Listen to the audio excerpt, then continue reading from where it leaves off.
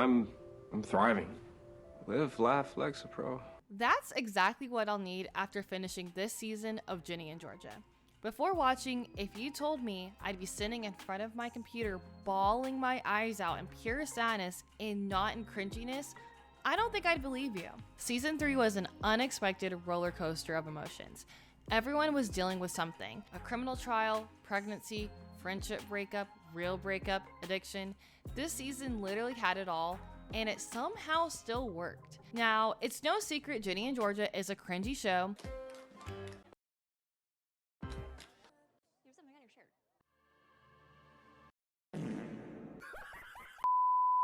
Dare I say, this season wasn't cringy at all. While it kept some of its light fluff, the show took itself a lot more seriously this season. It's giving that all the other seasons were building up to this season. Now, I don't remember the first 2 seasons at all of this show, but I can definitely say this season is my favorite. The highs were high, the lows were low, and the tears were salty. Shout out to the writers' room, you guys did your big one. I don't want to waste any more time on this intro because I'm sure this video is going to be extremely long, so let's just go ahead and dive into it.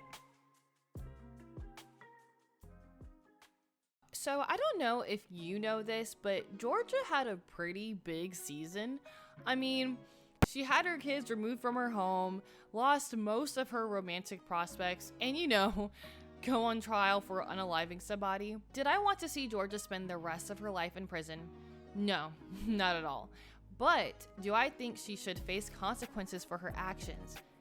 Absolutely, yeah, she should. Knowing that didn't make it hurt any less going through all the emotions she went through this season. The episode when Ginny and Austin were taken away, literally tears in my eyes. It was just so heartbreaking. I hate that she thought everyone would be better without her, especially since that narrative was constantly being reinforced by others. While she had the urge and somewhat did run away like she's done in the past, I'm glad she came back and was willing to face everything head on. It shows character growth, and we all know Georgia needs a lot of that. Now, for some reason, Georgia and Paul being close to enemies by the end of the season surprised me, and I don't know why. I don't know why I thought they'd stay together after all this. Of course he was going to leave, and could you blame him? He thought he was going to be next, okay? Also, Georgia didn't treat Paul particularly well. She kept lying and using him, and the fake pregnancy really was the straw that broke the camel's back. As soon as Ginny took that pregnancy test, I knew where things were headed. Now, Paul shouldn't have hit the cabinet beside Georgia's head. Don't hate him. Like, the man practically ruined his whole career over Georgia. My theory for next season is, since Paul is going to be recalled as mayor, I wonder if Georgia is going to end up running against him. I can't remember who said this, but someone did say,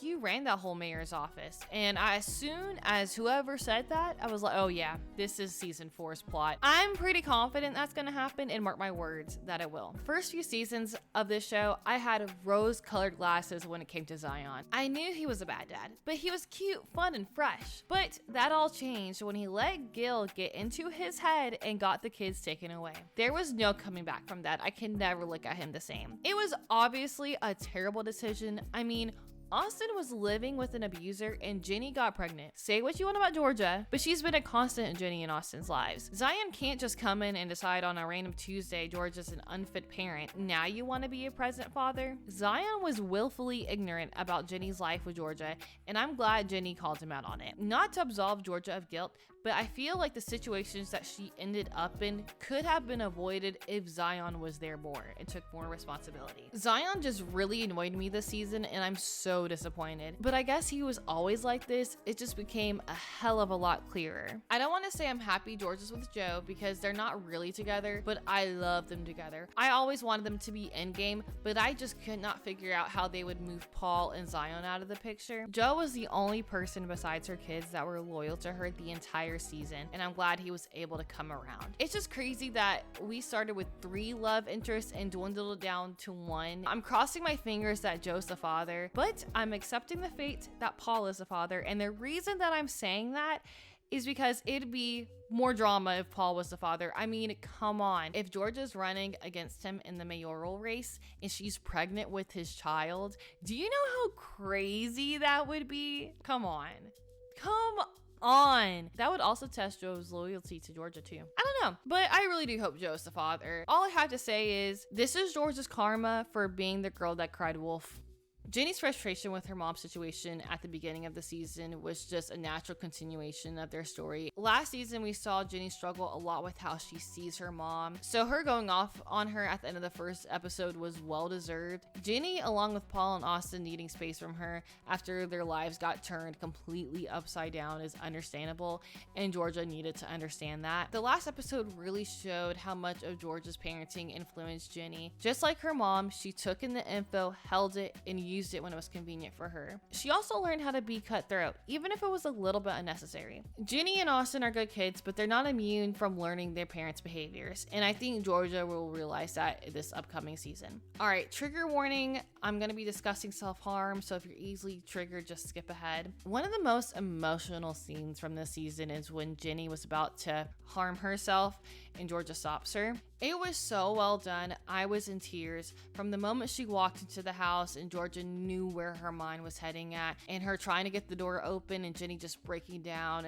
and thinking everything was her fault. I was just in tears. On that topic, Ginny's conversations with the therapist were also great. I love how she acknowledged Ginny's feelings about a possible relapse and telling her, it's okay, let's just try to remember the tools that we've learned. Also, Ginny opening up to others about what she's going through, I also really liked, especially with Bracia. No matter how surface level those conversations were, I'm glad she's opening up about it. A big plot point for Ginny this season was becoming pregnant, which was not on my bingo card at all. Can you say plot twist? Like, what do you mean you got pregnant after having sex in an unlocked laundry room at a party with a guy named Wolfe who hangs out at the science center and listens to heavy metal?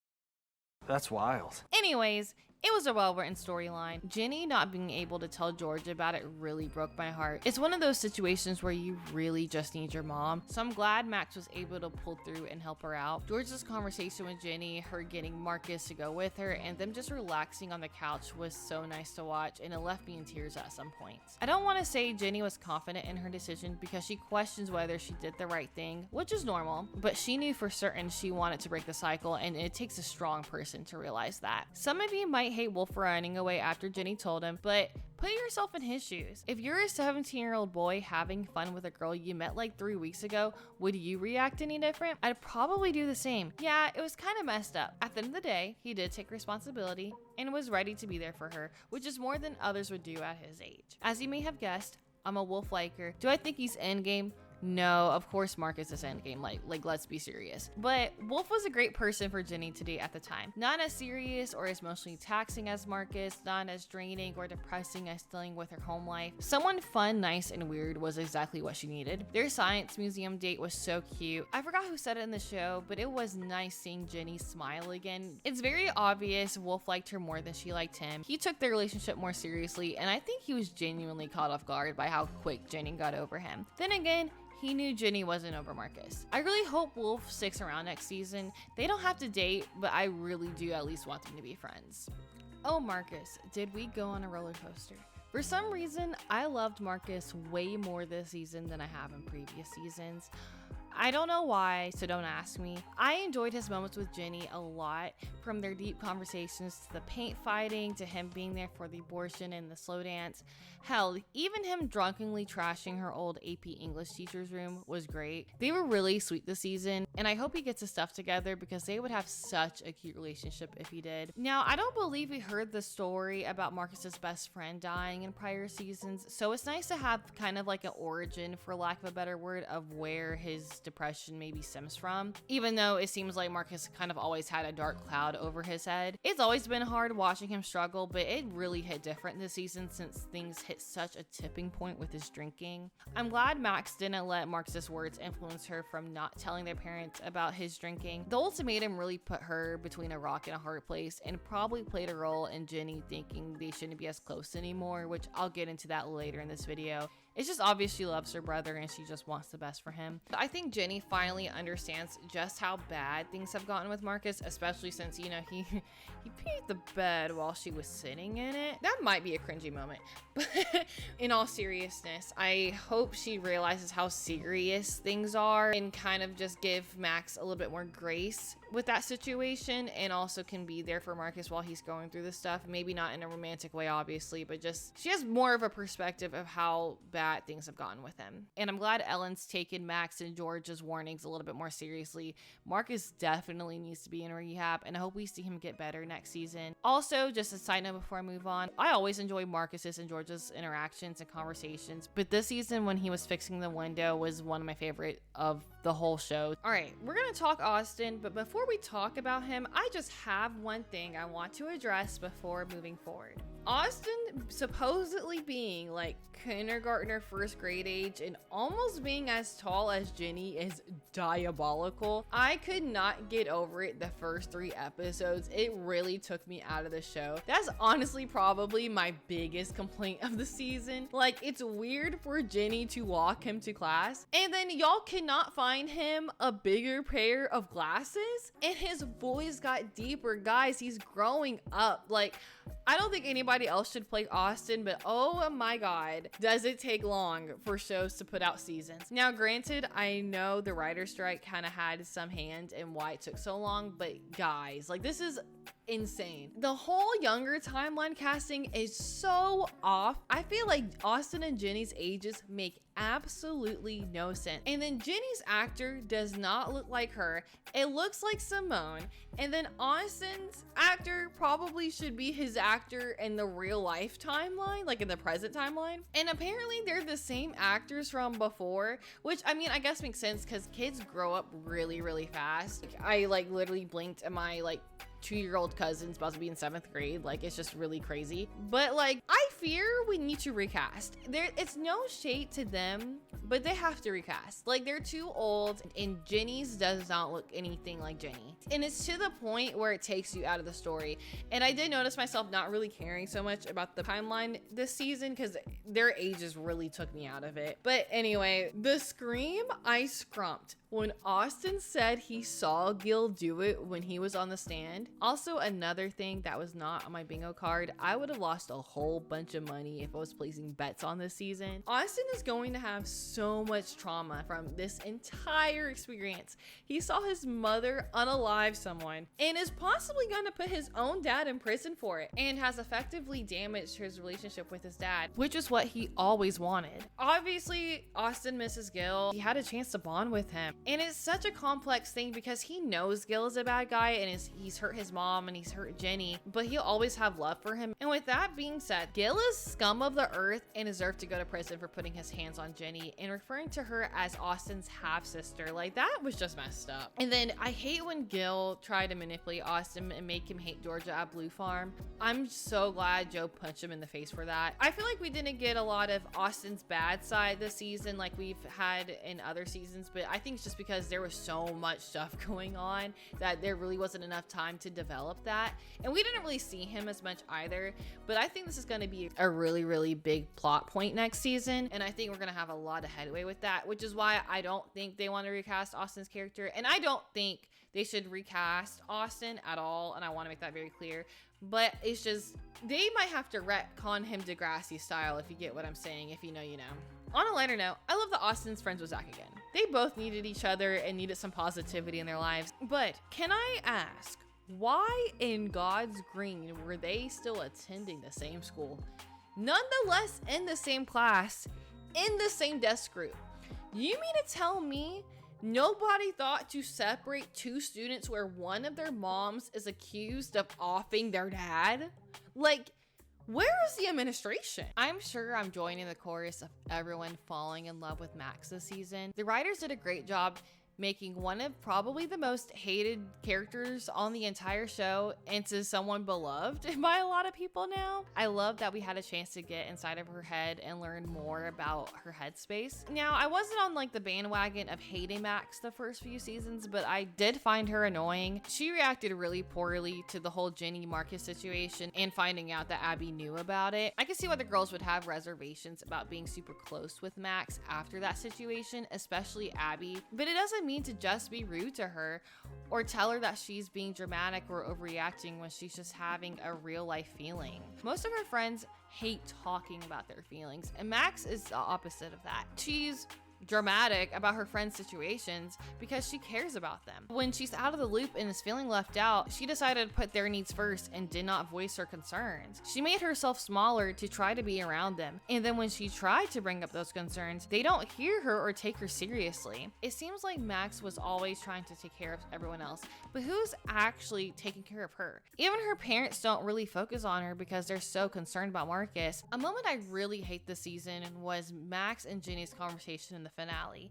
Ginny being extremely short at the party was so nasty and rude. Max hasn't been anything but nice and understanding to Ginny the entire season. She's one of the only people that truly had her back the entire time, and the nerve of Ginny to say that it's okay for them to grow apart is insane. And I really felt for Max in that conversation. Like, I cried watching that, to be honest with you. Like that, oh my god, I hated it. I honestly don't want Max to make up with Mang, or at least not have them as her main friend group. I hope she leans into her friendships with Brayshet, Brian, and the other theater kids, even though I think I remember her calling them weird her first season. I think on an emotional maturity level, she's outgrown them. I think she needs to find people that are willing to meet her where she's at instead of her meeting people where they're at. Now, let's talk about her love interest this season because oh boy, do they both suck. Silver is the worst girlfriend ever. You're actively hearing your girlfriend's concerns about her brother,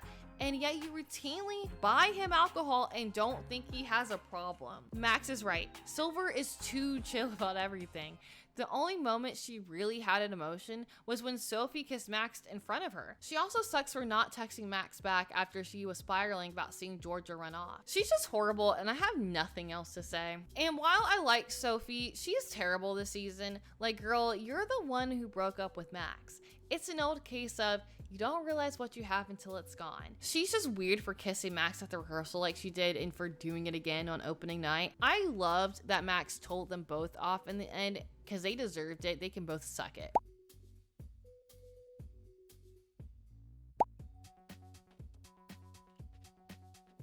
And the last character I want to touch on is Abby.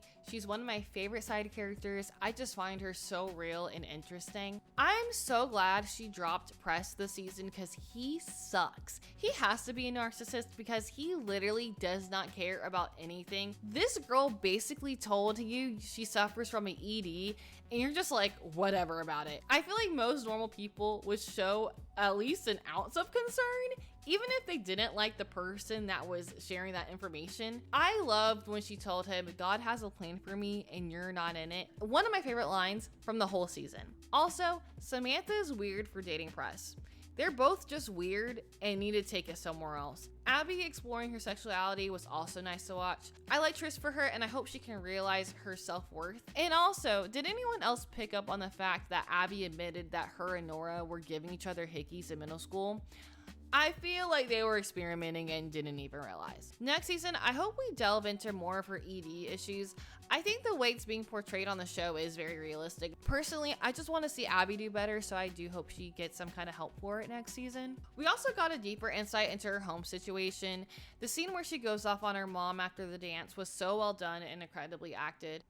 All right, we're now to the end of the video. I have some rapid fire points that I couldn't really squeeze into any other section of this video, so I'm just gonna breeze through these really quick. Padma and Hunter are a great pair and I like them together. I love Braysha.